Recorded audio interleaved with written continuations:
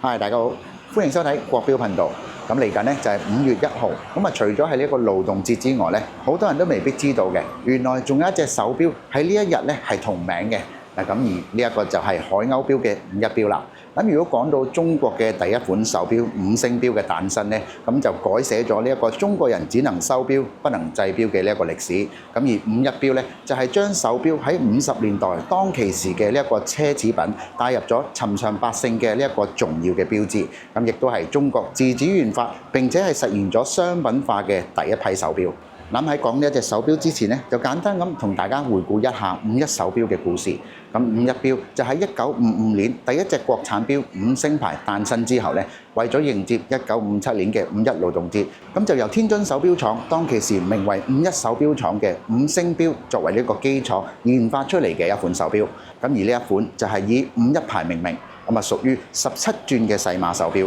咁當其時就係採用咗 ST 型1號嘅機芯，咁有住全鋼啦同埋呢一個半鋼嘅兩個版本。咁當其時嘅呢一個錶盤咧，亦都係相當之新穎。咁而推出過嘅就有幾款唔同嘅錶面，咁啊包括咗一啲射線紋啦、梅花盤同埋呢一個光面盤等等唔同嘅款式。而今日想同大家介紹嘅就係呢一款5·1嘅海鷗復刻版。咁而呢一個復刻版咧，大部分都係設計用翻呢一個忠實還原翻初代5·1錶，咁而大三針嘅佈局、不鏽鋼嘅錶殼、真皮嘅錶帶，而直徑咧就係40mm，咁而厚度就大概係10mm，咁而錶盤咧就係採用咗簡潔嘅黑色同埋呢一個白色，咁而喺6點位置咧就印有5·1錶嘅標誌性 logo， 咁而錶面咧就係用咗藍寶石水晶玻璃，咁可以話呢一款就係當其時嘅5·1錶升級版嘅復刻款。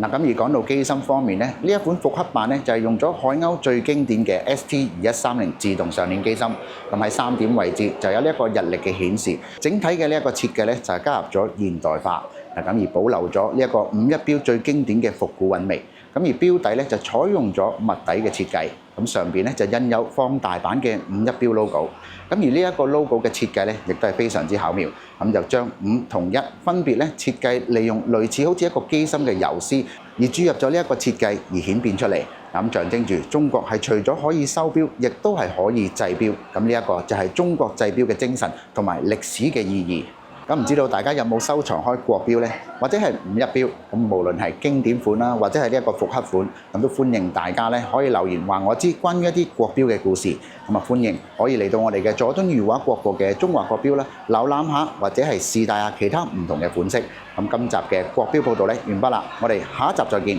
拜拜。